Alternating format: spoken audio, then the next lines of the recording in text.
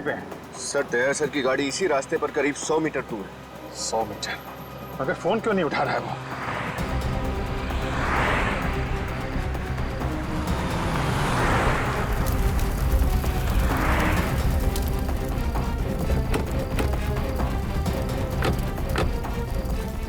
Daya? Daya? Daya! Oh my God! Nikhil! Nikhil! दया! दया! क्या हुआ? क्या हुआ? हाँ? जी, हाँ। देखो वो वायरस आई है ना? वायरस? हाँ।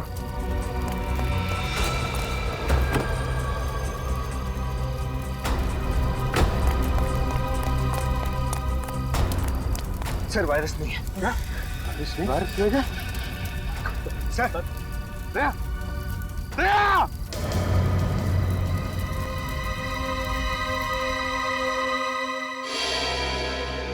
मुझे पूरी उम्मीद थी आप और आपकी सीआईडी टीम उस वायरस को सही सलामत अपनी मंजिल तक पहुंचाएगी, मगर क्या रामंजन जी, उस वायरस के बारे में हमारी टीम के अलावा आपको और आपकी टीम को भी मालूम था।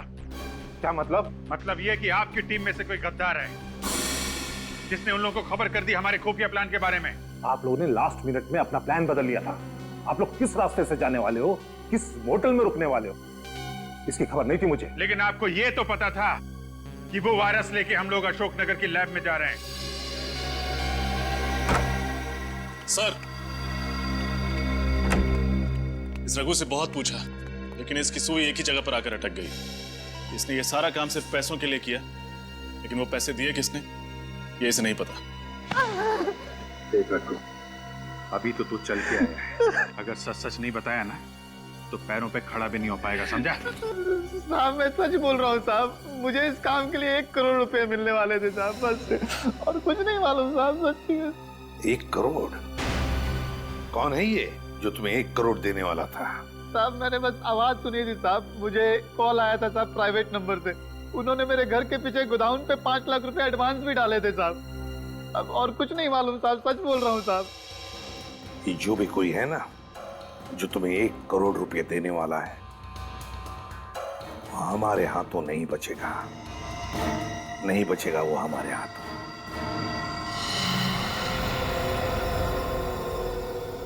.22 कैलिबर की गोली? दया सर की गाड़ी पर .22 कैलिबर की गोलियां चलाई गई? हाँ रजत, और इन गोलियों के नीचे रिम भी है, ये देखिए। रिसर्च लैब पर जो गोलियां चली थी उनके नीचे रिम नहीं था और ना वो .22 कैलिबर की थी, वो थी .45 कैलिबर की गोलियां। और सर इस हमले में ना तो ऑटोमेटिक गन्स का इस्तेमाल किया गया था और ना ही ज्यादा कैलिबर की गोलियों का। वही तो रजत, वही तो। इसका एक ही मतलब है कि वायरस पाने के लिए सिर्फ एक ग्रुप नहीं, और भी एक ग्रुप है। एक वो ग्रुप जिसने रिसर्च लैब पर हमला किया था और दूसरा ग्रुप जिसने दया पर गोलियां चलाई थी। सर इसका मतलब अब हमें सिर्फ एक नहीं 2 ग्रुप्स को ढूंढना है। हाँ, लेकिन सबसे पहले ये पता करना पड़ेगा कि जिस ग्रुप के पास वायरस है वो लोग कौन है। एक सुराग है बॉस, एक सुराग है जिससे आप लोग उन तक पहुंच सकते हैं। तो यार जल्दी बताना सारुण के। बताता हूं, आइए।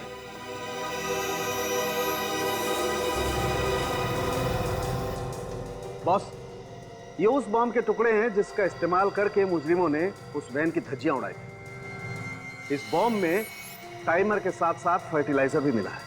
लेकिन इसमें अनोखा क्या है सर? क्या अनोखा क्या है वो बता। अनोखा ये है बॉस कि बॉम्ब दिखने में तो बहुत छोटा सा टिफिन बॉक्स जैसा है, लेकिन है बहुत खतरनाक। इस बॉम्ब का इस्तेमाल बड़ी बड़ी फैक्ट्रीज में एक्सप्लोजन के लिए किया जाता है। और एक बात, इस बॉम्ब के कंपोनेंट बाजार में आसानी से नहीं मिलते हैं। बड़ी बड़ी फैक्ट्रीज को भी खास परमिशन लेकर के स्पेशल ऑर्डर देकर के मंगवाना पड़ता है। तो फिर जरूर ये सारा सामान किसी फैक्ट्री से चुराया गया है। पता लगाना पड़ेगा ऐसी कितनी फैक्ट्रीज और इंडस्ट्रीज हैं जहां पर ऐसा सामान इस्तेमाल होता है। सर, क्या पता चला बॉम्ब के बारे में रजत? सर ये बॉम्ब पाइपलाइन कंपनीज में इस्तेमाल किया जाता है। मैंने शहर की हर ऐसी कंपनी को इन्फॉर्म कर दिया है जैसे ही पता चलेगा कि ये बॉम्ब कहां से गायब हुआ था, हमें खबर मिल जाएगी। सर, उस नकली नंबर प्लेट वाली गाड़ी का पता चल गया। चेसी नंबर से ढूंढ लिया कि वो गाड़ी किसकी है। किसकी है गाड़ी? सर, यूनिक टैक्सी कंपनी की है। अच्छा, यूनिक टैक्सी कंपनी। सर, वो वैन किसी ने बुक नहीं की, वो तो चोरी हो गई थी। क्या वैन चोरी हुई थी? हाँ सर, कल ही वैन चोरी हुई और कल ही मैंने पुलिस में रिपोर्ट भी लिखवा दी थी। झूठ तो नहीं बोल रहे हो? क्या सर, मैं झूठ क्यों बोलूंगा?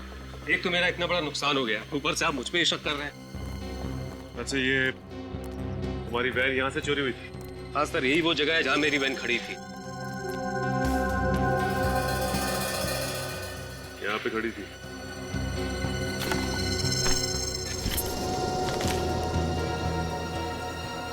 सूरज, कर क्या रहा तुम? वो कुछ नहीं, वो कचरा गिरा पड़ा था, मैंने सोचा उठा के बाहर फेंक दूंगा। इधर देखो, ये तो रेस्टोरेंट का बिल है। 5 बजे यहाँ से सैंडविच खरीदा गया था, पनीर सैंडविच। ये कितने बजे चोरी हुई थी वैन यहाँ से? सर, ये कोई शाम 8 बजे।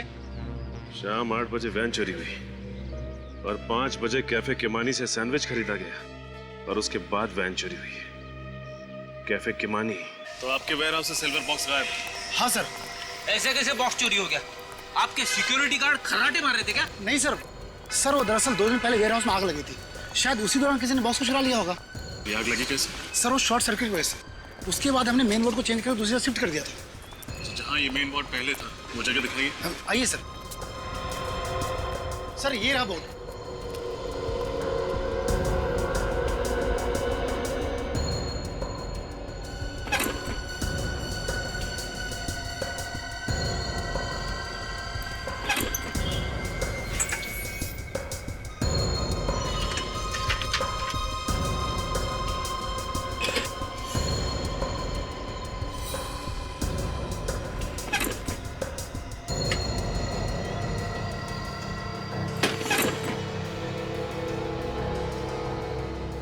आग लगी नहीं, लगवाई गई है ताकि आग के बहाने सिल्वर बॉक्स चुराया जा सके। क्या आग जानबूझकर लगाई गई थी? जी हाँ, किसी ने जानबूझकर इस फ्यूज में ये मोटी तार लगाई है ताकि जब शॉर्ट सर्किट हो तो ये फ्यूज न उड़े और आग लगती रहे। मतलब जिसने भी ये किया है वो आतंकवादियों से मिला हुआ है। इस पावर बोर्ड पे जितने भी उंगलियों के निशान हैं, उठा लो।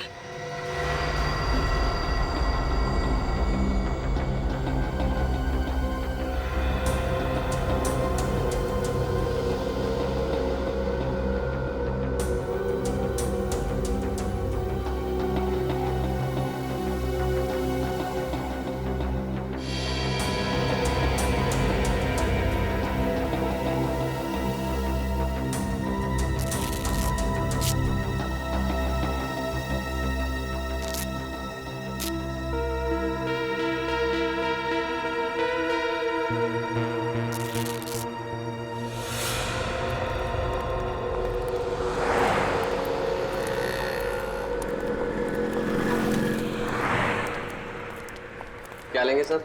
Ice cream, French fries, burger, sandwich? हम CID से। CID? क्या बात है सर? कल शाम को 5 बजे आपके यहाँ से किसी ने पनीर सैंडविच खरीदा था। ये रहा उसका बिल। ध्यान से देखिए इस बिल को और अपने दिमाग पे जोर डालिए और बताइए कि किसने खरीदा था। सर, ऐसे तो रोज 50 लोग पनीर सैंडविच के लिए आते हैं, ऐसे कैसे याद रख सकता हूँ? तुम नहीं बता सकते, लेकिन ये CCTV फुटेज ये तो बता सकती है ना कि कौन और कब आया था। फुटेज दिखाओ जरा। जी सर।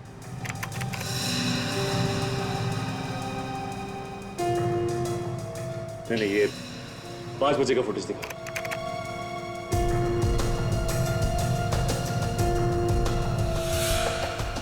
सर, यही दोनों बंदे आए थे 5 बजे पनीर सैंडविच लेने।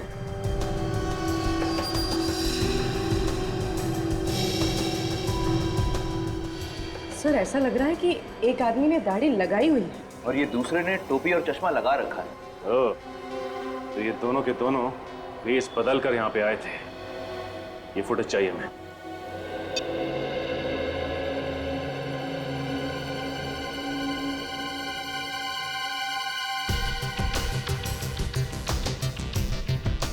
पूरी पॉज करो।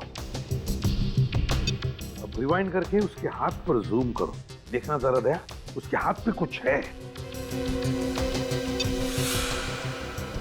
हाथ पे टैटू बना है सर। हाँ, TS। सर ये TS क्या हो सकता है?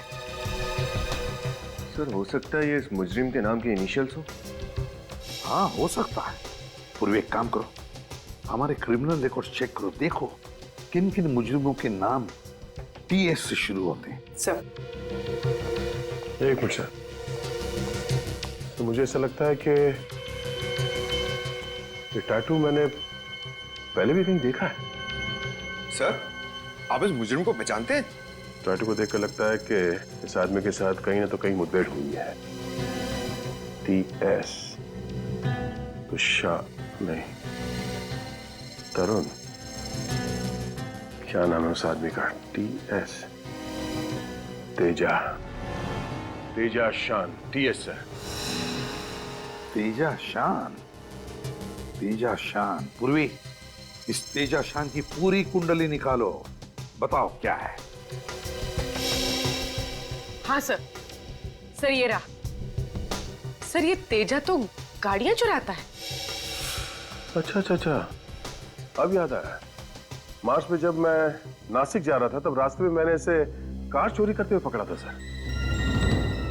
सर ये छोटा मोटा चोर है, इतने बड़े षड्यंत्र में इसका हाथ कैसे हो सकता है? विनीत है, जिस तरह से इस खेल में रघु का इस्तेमाल किया गया उसी तरह अब तेजा का भी इस्तेमाल हो रहा है। इस खेल में बहुत से छोटे मोटे प्यादे हैं और हमें चाहिए वो जो इन प्यादों को घुमा रहा है। सर, हाँ सर, उस पाइपलाइन कंपनी के इलेक्ट्रिसिटी बोर्ड में जो उंगलियों के निशान मिले थे उसकी रिपोर्ट आ गई है। किसके उंगलियों के निशान है? सर वो किसी निमांशु नाम के आदमी की है। निमांशु? सर कहीं ये वही निमांशु तो नहीं जो किडनैपिंग, ड्रग्स और स्मगलिंग करता है? हाँ, और आतंकवादियों को एंथ्रैक्स और हथियार भी बेचता है। ये वायरस उसी ने चुराया है, इस निमांशु ने। और अब जाकर के वो वायरस उन लोगों को बेचेगा जो लोग हमारे देश के खिलाफ साजिश रच रहे हैं। इससे पहले कि वो कुछ करे, पता लगाओ ये चूहा किस बिल में जाकर छुपा है।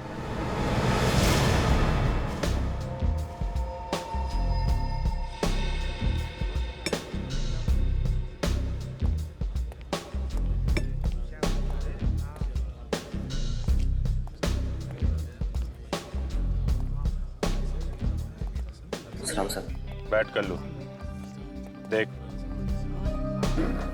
मुझे निमांशु का एड्रेस चाहिए। निमांशु? देश की सुरक्षा का सवाल है, जल्दी बता। साहब अपन सच बोल रहे हैं। अभी वो किधर है अपन को सच में कुछ भी पता नहीं।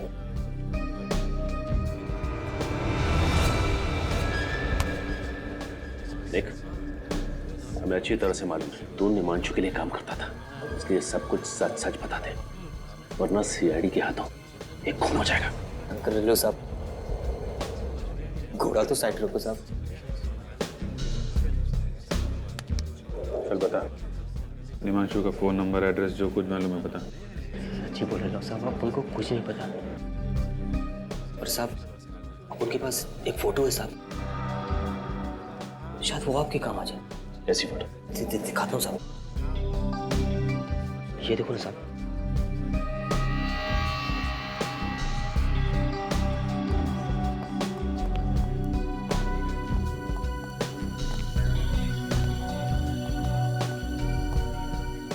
कहाँ की फोटो है ये? साहब को तो लगता है ना शायद ये निमांशु भाई के नए अड्डे का है। वो अपना एक दोस्त है मुन्ना, उसी ने भेजे था। साहब बोल रहा था ना कि अभी इधर करोड़ों का डीलिंग होने वाला है। अभी निमांशु भाई बहुत बड़ा हाथ मारने वाला है। सर इसका मतलब उस वायरस की बिक्री इसी जगह पे होने वाली है। अरे तो अपने उस मुन्ना से पूछना कहाँ का एड्रेस है ये। साहब वो तो बाहर गाँव गया है, ना तो उसका कोई फोन नंबर है ना कोई एड्रेस। सच्ची बोल रहे हो साहब। ये बंगलो जो है समंदर के आसपास का ही लगता है। यहाँ भी एक कार भी खड़ी है। XYP 5051। पता लगाओ ये कार किसके नाम पे रजिस्टर्ड है। कार से ही पता चलेगा इस बंगलों के बारे में।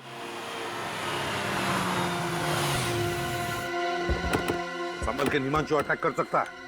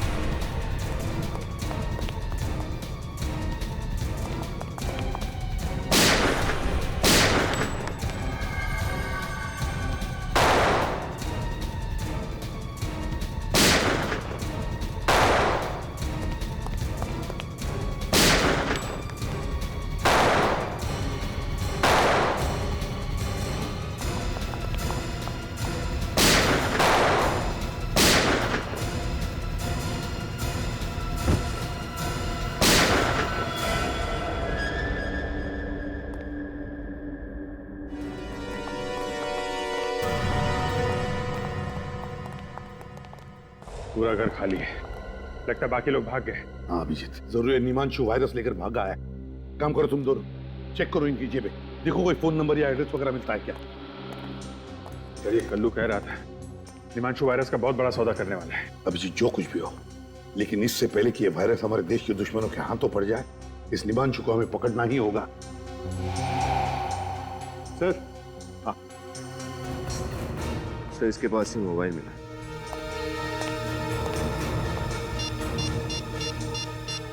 माय गॉड अभिजीत, ये देखो, इसने निमांशु को मैसेज भेजा है कि वायरस के लिए एक और खरीदार मिला है, उसे मैं खतरपुर फैक्ट्री भेज रहा हूं। एक और खरीदार? इसका मतलब ये निमांशु किसी एक गैंग को वायरस नहीं भेज रहा है सर, और भी लोग पड़े हैं इस वायरस के पीछे। ये निमांशु इस वायरस की नीलामी कर रहा होगा खतरपुर फैक्ट्री में। हाँ अभिजीत, एक काम करो अभिजीत, तुम अपने लिए एक नकली नाम, एक नकली आइडेंटिटी ले लो, मैं तुम्हें और निमांशु को एक मैसेज भेजता हूं।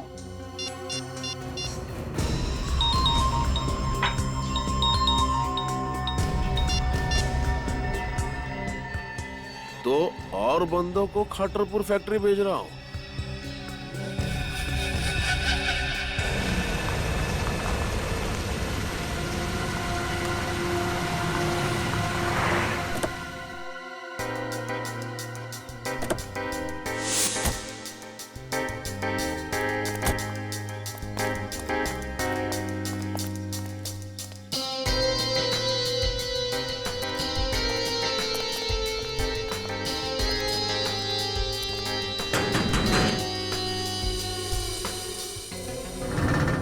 क्या हुआ?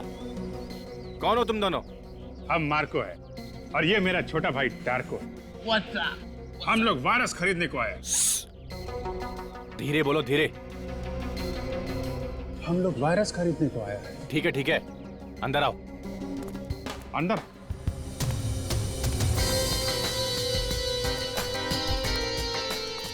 रुको, अपुन के आदमी का मैसेज दिखाओ। तुम हम पर शक करता है? जाने दो छोटे, जाने दो। मैसेज देखना है? हाँ। ये वायरस चाहिए तो खतरपुर फैक्ट्री पहुंच जाओ।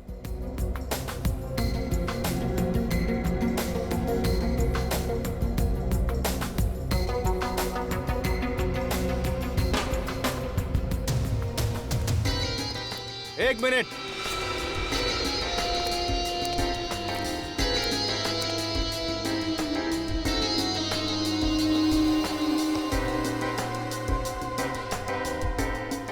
ये गन हम लोग के पास गन नहीं होगा तो क्या लॉलीपॉप होगा?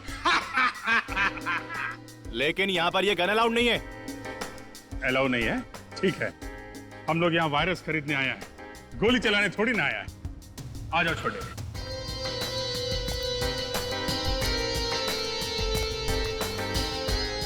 बॉस, ये मार्को और ये इनका छोटा भाई टार्को। हेलो निमांशु। हेलो मार्को, टार्को, पहले कभी सुना नहीं इन दोनों के बारे में। इसीलिए तो हम वो वायरस खरीदने को आए। उस वायरस से हम वो धूम मचाएगा कि इंटरपोल का पुलिस भी हमारे नाम से थर थर कांपेगा। कहां से पकड़ के लेके आए इन दो नमूनों को? कितना कीमत है तुम्हारा वायरस का? सबसे ज्यादा कीमत हम देगा। बिठाओ इन दोनों को। चलो अंदर आ जाओ। नमूना बोला तुमको?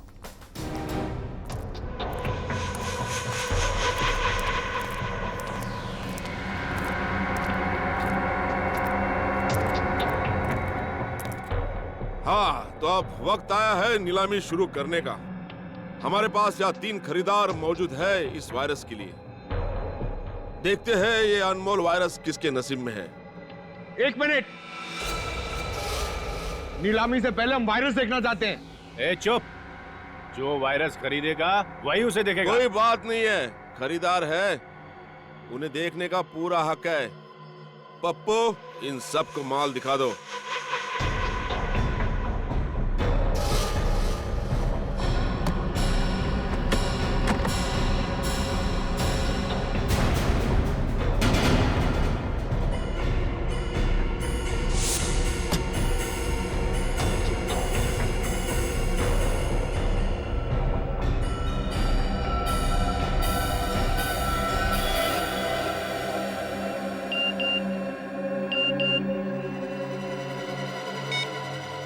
वायरस यहीं पर है।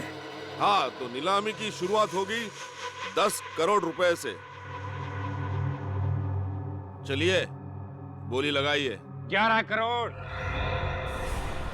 12 करोड़,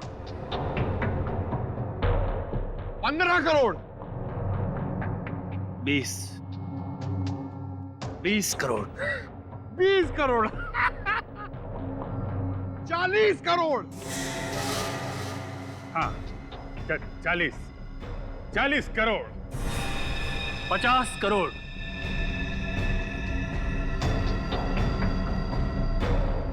60 करोड़,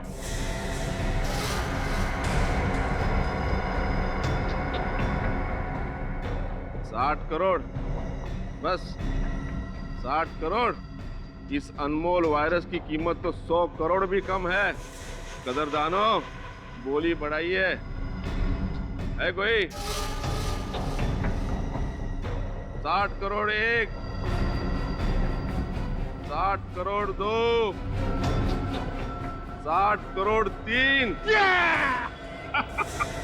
मुबारक हो मार्को और टार्को, वायरस आपका हो गया। पैसे लायो? कैसी बच्चों वाली बातें करते हो निमांशु? 60 करोड़ रुपए कोई पॉकेट में लेके घूमेगा? ये लो, मेरे इस मोबाइल फोन में अपना अकाउंट नंबर टाइप कर दो। 2 मिनट में तुम्हारे अकाउंट में पैसे ट्रांसफर हो जाएंगे। लाइए।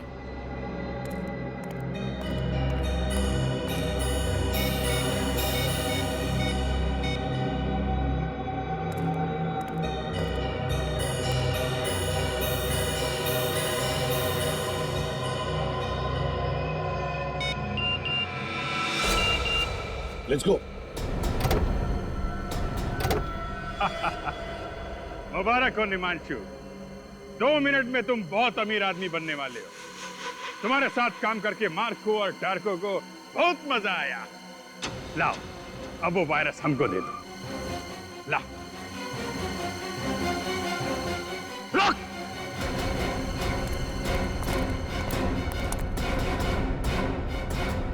वायरस ये लोग नहीं, हम लेकर जाएंगे। गन नीचे कर। ये ठीक नहीं है, गन नीचे करो। ये चीटिंग है। नीलामी हम जीता है। 2 मिनट के अंदर निमांशु के अकाउंट में 60 करोड़ रुपए पहुंचने वाले हैं। अपने आदमी को बोल गन नीचे करे, वरना सारी गोलियां तेरी खोपड़ी में डाल दूंगा। वेरी गुड, वायरस मुझे दो। पप्पू, वायरस दे दे।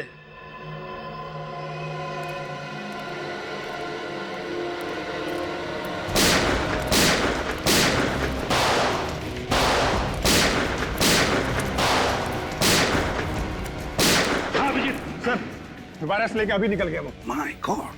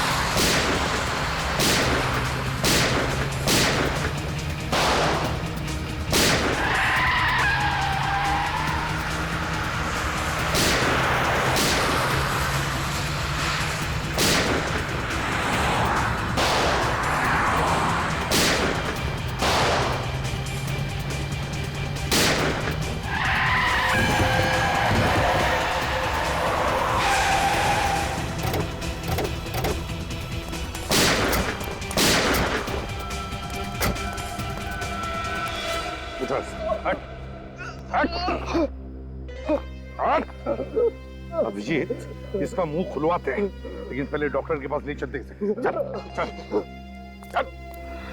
मुझे सच में नहीं पता था, आप वो लोग वायरस चुरा के खा लेके गए। ऐसे नहीं मानेगा सर, लातों के भूत बातों से नहीं मानते। अब आप लोग मेरा यकीन क्यों नहीं करते साहब? कि झूठ बोल के क्या मिलेगा साहब? एक आतंकवादी पर यकीन करें, एक देशद्रोही पर यकीन करें।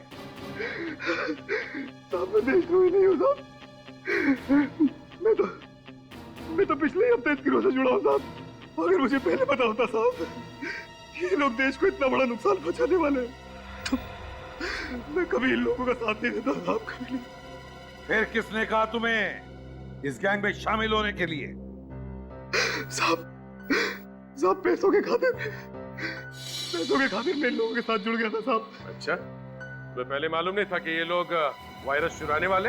हाँ? नहीं साहब, ये लोग मुझे कुछ बताते नहीं थे साहब। मुझे तो आज सुबह तक ये भी नहीं पता था कि हम लोग वायरस चुराने के लिए एक बार फिर से हमला करने वाले साहब। फिर से? हाँ साहब। पहले कब किया था हमला? कौन? साहब इससे पहले जो सरकारी बिल्डिंग पे हमला हुआ था, वो हमला भी हम ही लोगों ने किया था साहब। सरकारी बिल्डिंग पर हमला किया था? हाँ? और कहते हो कि तुम देशद्रोही नहीं हो? नाम क्या है तुम्हारे बॉस का? है कौन वो? सब दामोदर नाम है उसका साहब। दामोदर? पूर्वी, हमारे क्रिमिनल रिकॉर्ड चेक करो, देखो क्या पता चलता है इस दामोदर के बारे में। सर, कब से प्लानिंग चल रही थी तुम्हारी इस हमले की? प्लानिंग तो तभी से चालू थी सर, जब से निमांशु के गिरोह वाले वायरस हमारी नाक के नीचे से निकाल के ले गए थे साहब। इस बात की जानकारी दामोदर उसके कुछ खास आदमियों को ही होती थी साहब, इसके अलावा मुझे कुछ नहीं पता साहब। कुछ नहीं पता सुन के हमारे कान सड़ गए। हाँ? ये वायरस कहाँ है बता दे, वरना तेरा क्या हशर करेगा कानून ये हम भी नहीं जानते, समझा? सर, दामोदर नाम का कोई भी मुजरिम हमारे क्रिमिनल रिकॉर्ड्स में नहीं है। सर, ये आदमी हमसे अभी भी झूठ बोल रहा है।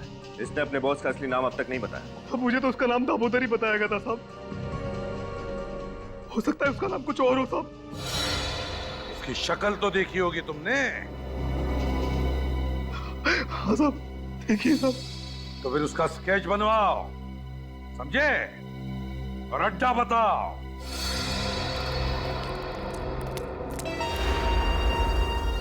अभिजीत, पूर्वी के साथ उस तरफ हम लोग इस तरफ जाते हैं।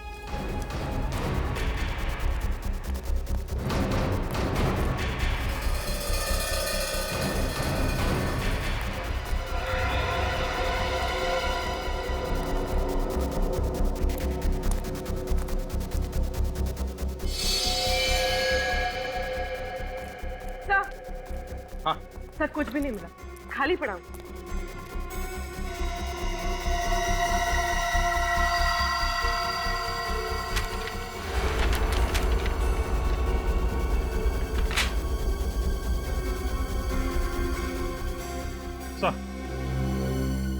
सर ये एक बिल्डिंग का प्लान मिला है। अभिषेक, किस बिल्डिंग का प्लान हो सकता है ये? सर हो सकता है बिल्डिंग इनके छुपने का कोई एक अड्डा हो। नहीं निखिल, मुझे नहीं लगता ऐसा खतरनाक वायरस लेकर वो बार बार अड्डा नहीं बदलेंगे। मुझे तो लगता है ये लोग इसी बिल्डिंग में वायरस फैलाने वाले हैं।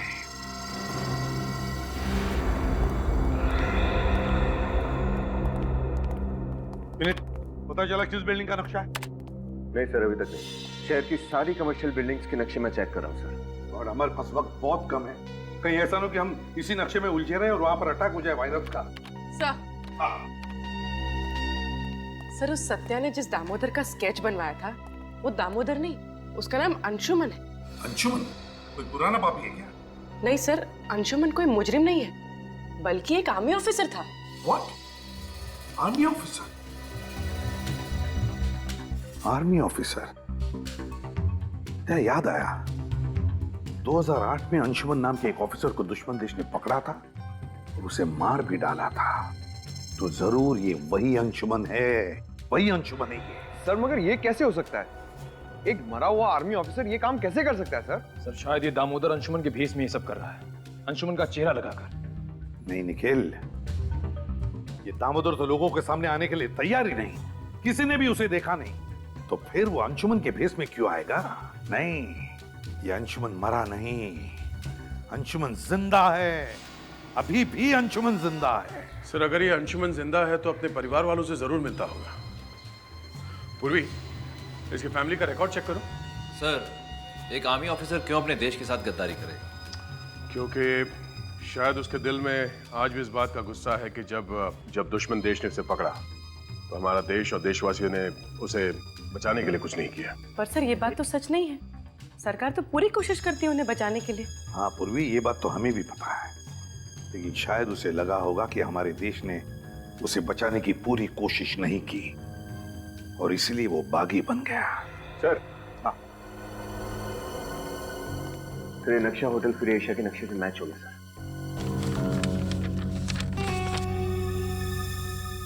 Hotel free Asia?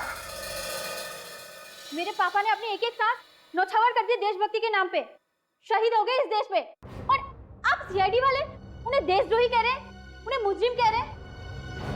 I'm sorry miss रिया, मगर सच्चाई तो यही है कि आपके पिताजी मिस्टर अंशुमान ने देश को धोखा दिया है और वो मरे नहीं, अभी भी जिंदा हैं और अपने ही देश के खिलाफ एक ऐसा षड्यंत्र रच रहे हैं, न जाने उसकी कीमत आने वाली कितनी पुश्तें चुकाएंगी। ये नहीं हो सकता।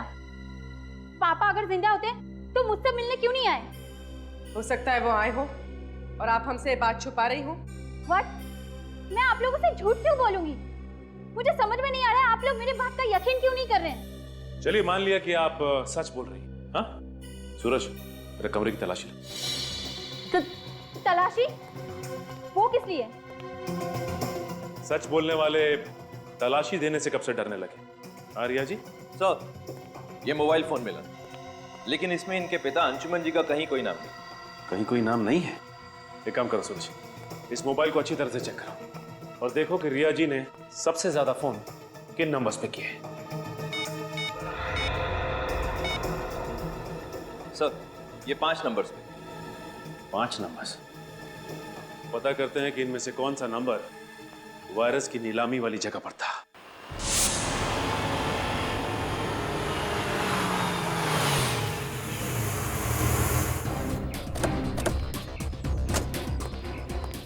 सर अंशुमन का मोबाइल इस तरफ दिखा रहा है। चलो चलिए चलो। अरे सर आप लोग अंदर नहीं जा सकते सर।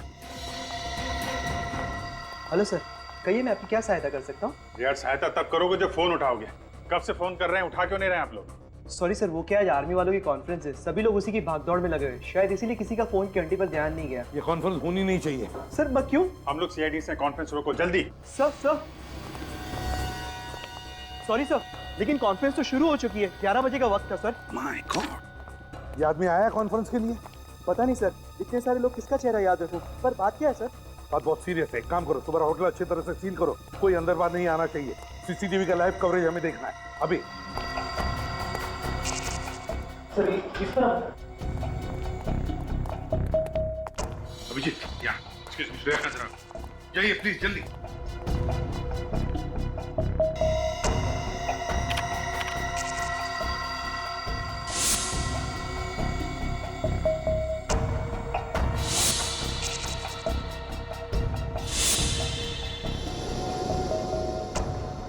ध्यान से देखना, अच्छी तरह से। श्रेया, कोई दिखा तुम्हें? नहीं सर, ना ही अंशुमन दिखा और ना ही उसके गैंग का कोई आदमी। यहाँ पे तो मॉनिटर्स लगे हुए हैं, इसका मतलब होटल में जो कुछ भी हो रहा है अंशुमान को सब कुछ पता है। सर हो सकता है वो लोग कॉन्फ्रेंस हॉल के अंदर ही हो जहाँ वो फंक्शन चल रहा है। नहीं, कॉन्फ्रेंस हॉल के बाहर मिलिट्री वालों की बहुत टाइट सिक्योरिटी है, वहां से अंदर घुसने की गलती नहीं करेंगे ये लोग। सर इसका मतलब वो लोग वायरस कहीं और से भी छोड़ सकते हैं। बिल्कुल श्रेया, बिल्कुल। वायरस है, वायरस कोई बॉम्ब या गोली नहीं। एक बार ये वायरस हवा में फैल जाए ना तो पता नहीं कितने लोगों की जानें चली जाएंगी। सर, ये हवा में वायरस डालने का सबसे आसान तरीका ये एयर सर्कुलेशन के जरिए।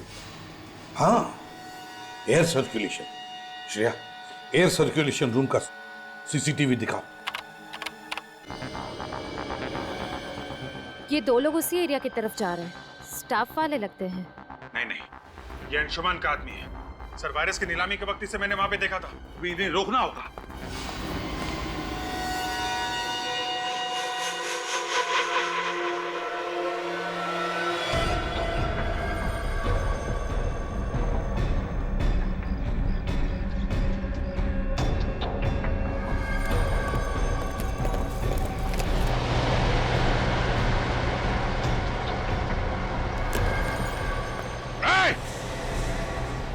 रुक जाओ वरना गोली मार दूंगा। अगर हमें मौत से डर लगता तो वायरस फैलाने जैसा काम हमें नहीं दिया जाता ऑफिसर।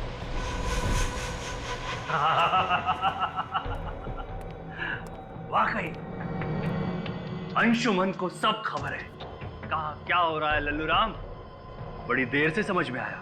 शायद तुम्हें इस बात की खबर नहीं है कि सीआईडी तुम्हारे ड्रामे पर पर्दा डाल चुकी है। मासूम लोगों की जानें लेना बहादुरी नहीं, कायरता है। इस देश और देशवासियों को तबाह करना, बस यही हमारा मकसद है। जब तक सीआईडी है तब तक तुम जैसे लोग हमारे देश और देशवासियों का कुछ नहीं कर सकते।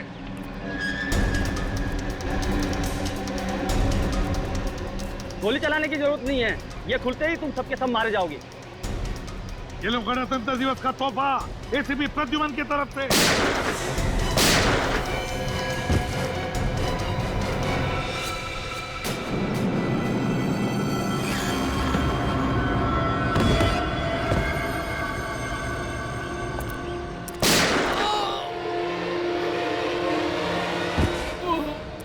Fantastic.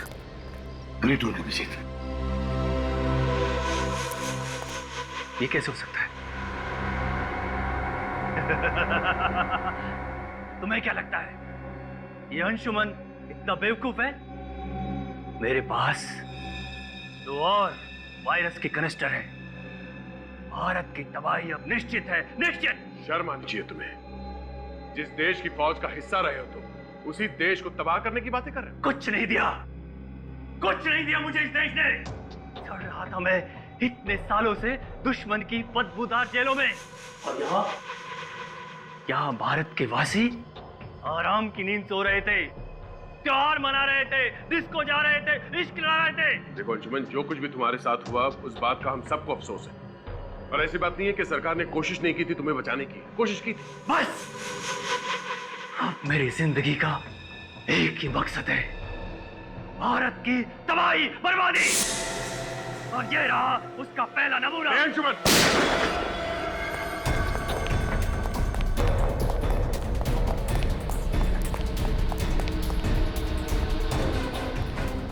इसे देखो अभिजीत, यह अंशुमन बहादुर सिपाही आज पीठ दिखाकर भाग रहा है। आगे मत बढ़ना, मैं कहता हूं आगे मत बढ़ना, वरना वरना मैं खुद को गोली मारूंगा। आगे मत बढ़ना।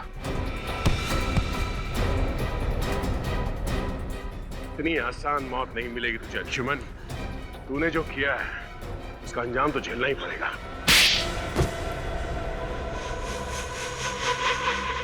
मुझे दुख तो इस बात का था कि जिस देश के लिए मैं 8 साल तक लड़ता रहा, उस देश ने मुझे वापस लाने की कोई कोशिश नहीं की। कोशिश की थी, मगर दुश्मन देश के हिसाब से तुम मर चुके थे। और मिस्टर अंशुमान, तुम्हारे साथ 8 सैनिक पकड़े गए थे। फिर ऐसा कैसे हुआ कि सिर्फ तुम ही जिंदा बचे? क्योंकि आतंकवादियों से मिल गया था। ये आतंकवादियों से देश को बेचने निकला था। अगर देश का रक्षक ही भक्षक बनेगा तो दुश्मनों की क्या जरूरत है। लेकिन जब तक हम हैं, जब तक ये सीआईडी है, ऐसा नहीं होगा, कभी नहीं होगा। जय हिंद।